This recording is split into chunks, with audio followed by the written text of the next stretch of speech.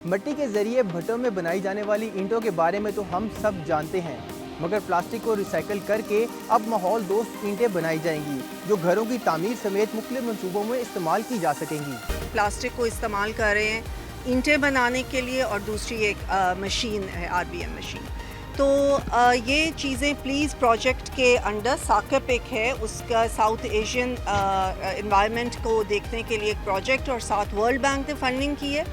اور آپ یہ دیکھیں کہ خاص طور پہ پاکستان میں ہم سارے دیکھتے ہیں، سارے لوگ ہم اس چیز کے گواہ ہیں کہ کس طریقے سے پلاسٹک نے ہماری انوائرمنٹ کو گندا کیا ہوا ہے۔ پاکستان میں 3.9 ملین ٹن پلاسٹک ویسٹ جو ہے وہ اس وقت ہمیں نظر آ رہا ہے، جو کہ آپ دیکھ سکتے ہیں کہ بہت ہی خطرناک فگر ہے۔ میں کمیونٹیز سے یہ آج ضرور آپ کے پلیٹ فارم سے یہ کہوں گی کہ آپ خود بھی اس چیز کا خیال کریں، جتنا بھی پلاسٹک ویسٹ ہے اس کو جمع کر کے اور ری سائیکلنگ کے لیے اس کو استعمال۔ 3.9 ملین ٹنز، اور میں صرف لاہور کے سطح پہ بات کروں تو 500 ٹن ایسا پلاسٹک ہے جو کہ ڈمپ سائٹ پہ جاتا ہے روزانہ کی بنیاد پر، اور یہ جو ہماری مشین ہے یہ 15 ٹن پر ڈے پلاسٹک کو پروسیس کر سکتی ہے۔ So we can make easily 15,000 bricks per day.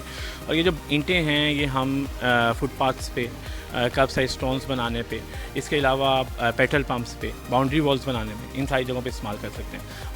ابھی آپ نے دیکھا ہوگا سروس روڈز بھی پیورس کے بننا شروع ہو گئے ہیں، تو وہاں پہ بھی ہم اس پیور کا استعمال کیا جا سکتا ہے۔ جس لیٹسٹ ریسرچ کے مطابق یہ ہے کہ جی بچوں میں بھی پلاسٹک کے کنٹینٹس یا سیمپلنگ میں آ رہے ہیں، تو لہٰذا جتنا بھی پلاسٹک آپ کا ڈمپ سائٹ پہ جائے گا ڈیفینیٹلی وہ واٹر باڈیز کا، واٹر چینلز کا پارٹ بنے گا، تو وہ ایکویٹک لائف کو، میرین لائف کو ڈسٹرب کرے گا۔ سو ہم زیادہ بہتر یہ ہے کہ ہم سارے پلاسٹک کی کلیکشن میکانزم کو پہلے بہتر کریں، کلیکٹ کر کے اس کو پھر پروسیس کریں اور پروڈکٹ میں کنورٹ کریں۔ پلاسٹک کو مثبت انداز میں استعمال میں لانا ناگزیر ہو چکا ہے، کیونکہ پاکستان سالانہ 3.9 ملین ٹن پلاسٹک پیدا کر رہا ہے جو ماحول کے لیے انتہائی خطرناک ہے۔ کیمرہ مین عارف احمد کے ساتھ محمد تیمور، ڈان نیوز، لاہور۔